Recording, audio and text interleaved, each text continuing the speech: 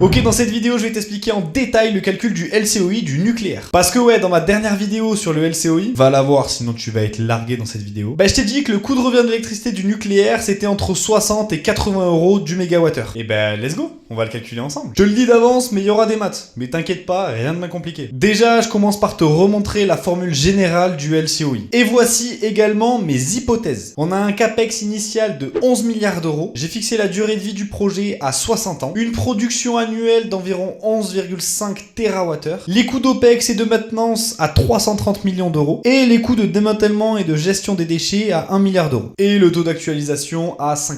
Si tu veux savoir d'où sortent ces chiffres, j'ai mis toutes les informations en description. On va commencer par les coûts les plus simples, les coûts d'investissement initiaux, les capex. Vu qu'on les paye à l'année zéro, il n'y a pas besoin d'actualisation, donc ça reste 11 milliards d'euros. Pour les coûts d'exploitation, là c'est un peu plus complexe, car on paye une annuité constante sur 60 ans à 5%. Donc la formule, elle va avoir à peu près cette gueule-là. Et ça en maths, c'est ce qu'on appelle une somme géométrique de raison 1 sur 1 plus R. Et cette somme-là, elle est connue, et on peut la simplifier sous cette forme-là. C'est ce qu'on appelle la VAN, donc la valeur actualisée nette, très utilisée en finance et en ingénierie financière. Et quand on remplace toutes les valeurs dans la formule, on obtient environ un coût actualisé de 3,45 milliards d'euros. Pour le démantèlement, il faut regarder le coût actualisé à l'année 60, en fin de vie du projet, ce qui coûterait dans les alentours des 100 millions d'euros. Côté production d'énergie, si on remplace les valeurs dans la formule, on obtient environ 200 TWh d'énergie produite sur 60 ans. Ok, maintenant qu'on a toutes les pièces du puzzle, plus qu'à les assembler et à remplacer toutes les valeurs dans la formule générale du LCOI. Et donc avec mes hypothèses, on obtient un LCOI de 73 euros par mégawattheure produit. Ce qui reste cohérent avec la fourchette que je t'ai donnée dans ma précédente vidéo. Allez, sur ce, toi t'as vraiment besoin de cette chaîne, alors abonne-toi.